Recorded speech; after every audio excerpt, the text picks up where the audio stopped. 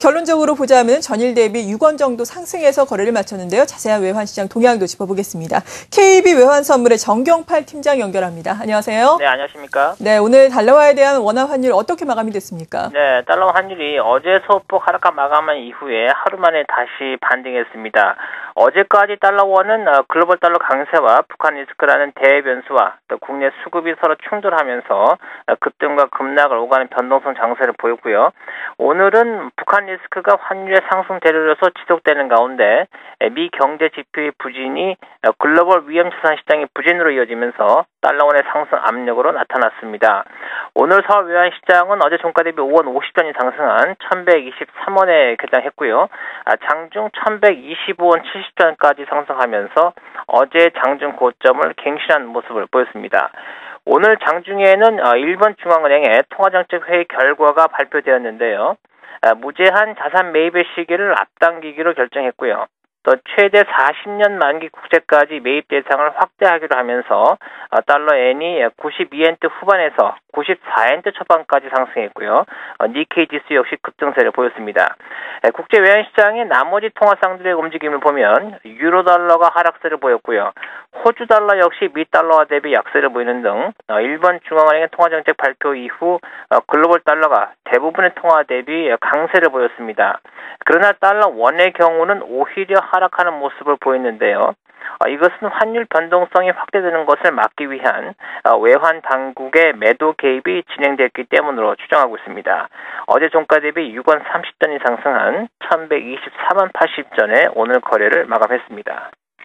앞서서도 짚어주신 것처럼 일본에서 통화정책회의 결과가 나오면서 또 대규모 통화 완화책을 발표를 하면서 외환시장에 또 한 가지 시름을 더 얹은 것으로 보여지는데요. 이와 관련해서는 우리가 앞으로 어떻게 전망을 해볼 수 있을까요? 네, 오늘 일본 중앙은행의 통화정책이 공개된 이후에 엔화가 약세를 재개했기 때문에 달러 원으로서는 대외적인 상승 재료가 한 가지 더 늘었다고 볼 수가 있습니다. 그러나 오늘 당국의 달러 매도 개입의 흔적이 포착이 되면서 달러 원의 상승세가 다소 주춤해질 가능성이 엿보입니다. 달러 엔이 상승할 때 달러 원이 동반 상승할 경우는 엔원 환율의 하락이 제한되면서 일본과 경쟁하는 국내 수출업체들에게 다소 유리한 상황이 될 수도 있습니다. 그러나 이번의 경우는 달러원 상승이 환차손을 우려한 외국인들의 주식 순매도 증가로 이어지는 점을 당국이 우려하지 않았나 하는 생각이 들고요. 이 때문에 서울 외환시장 참여자들 입장에서는 달러의 매수나 매도 모두 눈치를 볼 수밖에 없는 상황이 되었다고 하겠습니다. 우리나라 시간으로 오늘 저녁에는 유럽중앙은행의 통화정책회의가 열리는데요.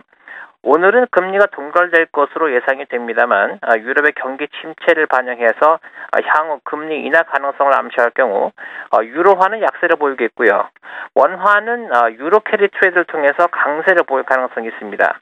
반면에 드라기 총재가 하반기 유럽 경기가 반등할 것이라는 전망을 근거로 추가 금리 인하 가능성을 배제할 경우에 유로 캐리 트레이드의 매도 포지션이 청산되면서 유로화 반등과 함께 원화는 약세를 보일 가능성이 있습니다. 이 경우 유럽과 뉴욕 여교의 시장에서는 달러원이 상승세를 보이겠습니다만 당국의 매도 개입 가능성을 고려해서 상승폭이 제한될 것으로 보고 있습니다. 네, 잘 알겠습니다. 외환시장의 주요 이슈에 대해서 KB 외환선물의 정경팔 팀장과 함께 살펴봤습니다. 감사합니다. 네, 감사합니다.